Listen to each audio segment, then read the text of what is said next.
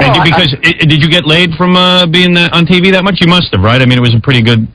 Do you know that at the time when I was single and stuff, I never really wanted to exploit it, because by the time I was into the dating scene, I was really into kind of being a musician, a rock and roller, and I didn't want to talk about Lost in Space when I was like 17 or 18 for a while. Save it for me. I didn't really exploit that, but I suppose it definitely didn't hurt. Then he started writing songs for like America. Oh yeah, I talked to Jerry and Dewey yesterday in America, and I know they did the show this summer, and Dewey said to say hi to you guys. Yeah, so Bill wrote songs for America, actually got on their album, made a lot of money doing that. Right, yeah. And then they did like a whole bunch of jingle singing and stuff like that. And so you're pretty wealthy. Oh well, yeah, of course. Yeah. And now he's got some. What are you promoting now? Well, I have a new Christmas single out. It's the perfect stocking stuffer, you guys. It's called I've Got Some Presents. I've Got Some Presents for Santa. It's a little sexy jazz single. I happen to have one right here. You do? For the camera. And it's available on Rhino Records this holiday season in your neighborhood record store single section.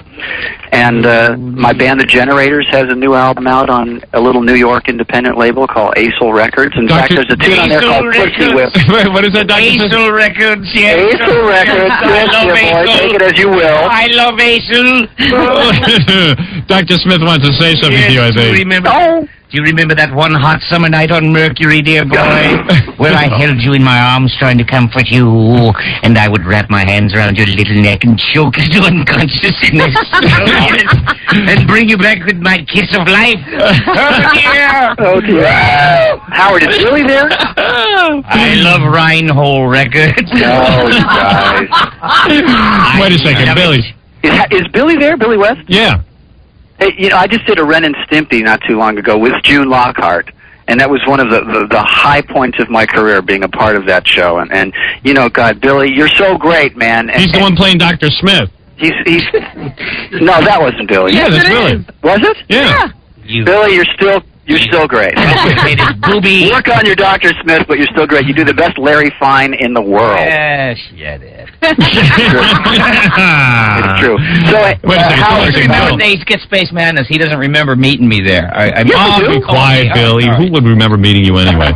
Howard. Not you, Bill. Billy. Fellow Space alumni Mark Hamill said to say hi to you and tell you that his entire career is waiting to be in private parts, and that you promised him a part in that. And I'll tell him to shut up. And he told me that it was okay to grovel. Now, who are you married to? You got a hot piece of ass sitting there? Yes, I do. Where? Unbelievable. I'm jealous of her. Is she the mother of my 2 children? Is she there with you? No, she's not here. She's actually home asleep. It's 5:40. And do you show your kids all the tapes of you as a little kid and everything? My son is 5. He likes to see like the old Bewitched and Lost in Space. I wouldn't show him the Twilight Zones yet. A little too dark. Those are good Twilight Zones. Yeah, very, very proud to be a part of that. Yeah. Those were great shows. So anyway, so you got this new single out. What is it, Dr. Smith? Does she ever wear a Dr. Smith mask? It's funny on that show. The aliens would point to Dr. Smith and start screaming about homosexuality. He was such a gay kind of character. If you look at Lost in Space, the first season, the production values were really excellent. And then Irwin Allen got very successful, and he had 4 shows on the 20th Century Fox lot going all the same time. He had Land of the Giants, Time Tunnel, Voyage to the Bottom of the Sea, and Lost in Space. And he would literally take some poor schmuck, put him in a wetsuit, throw styrofoam balls on him, and spray paint him green. They'd run him through Voyage to the Bottom of the Sea, where he'd kind of run through the submarine. Then 10 minutes later, they'd walk him over to our set, spray him orange, and he'd be scaring Dr. Smith and me or something. And then they'd send him on their way to Time Tunnel or something. Dr. Smith is all upset about the hideous Carrot Man. You reminded him of that. Oh, please, don't remind me about the Carrot Man. That was definitely the... I want to go back to the wonderful times we had together. I never had a more willing partner than you. Of course that's not true. No. Of course not. Although in my fantasy it was. Oh, boy. What is it, You still look good in black, William. Thank you, sir. Yes, let me tell you, there's nothing better than teaching a 6-year-old boy how to cross-dress. Oh, I would so much. If only that were the case. Yeah, right. Hey, Fafa Foley, what is it? I was going to say, I read an article about Lost in Space, and they said that... all the cast members hated each other? Well, that was part of it. And then the other thing was they said that the producer used to drive around the lot and just find stuff, like, laying around in the garbage, and then he would write scripts around it. You know, old props that were being thrown out because they were on a pretty low budget. Yeah, didn't you guys once go to a planet and a photocopy machine was chasing you? Isn't that true? Wasn't it? It was like they were torturing them. It was a photo enlarger, but they had it like had them on a table, so it was an enlarger.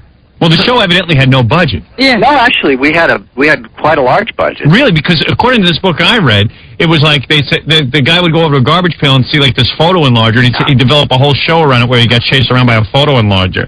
Yeah, king of all media, you cannot believe what you read. Really?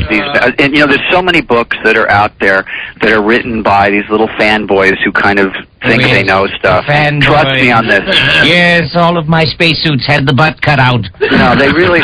Yes, all of my uniforms. All of my uniforms. I've read a lot of those books, and they're really not accurate at all. June Lockhart was pretty hot before the change of life.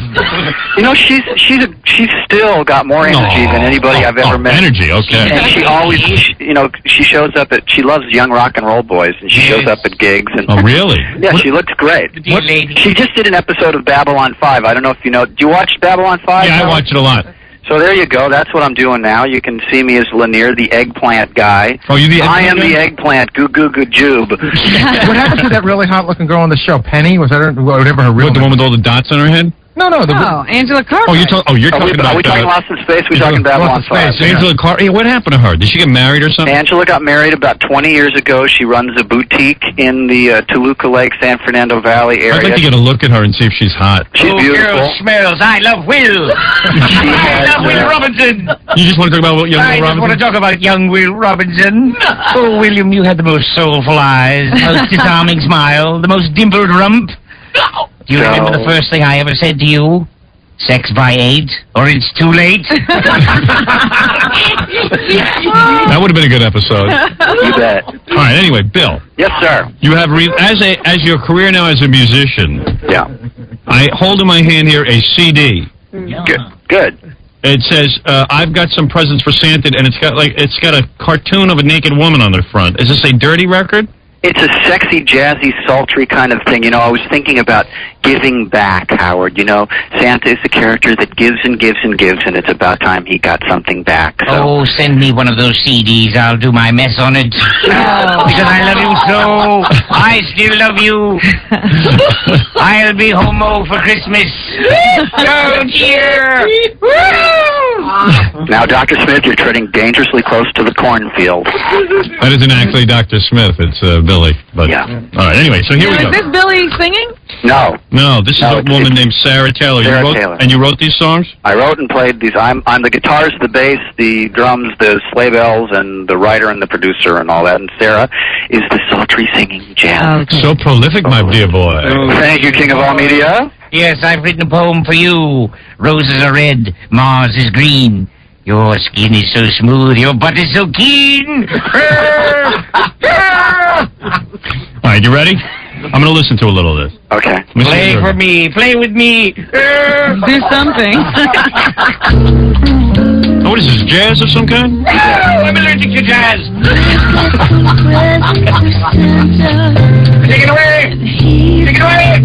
One for me. Well, outside it snows.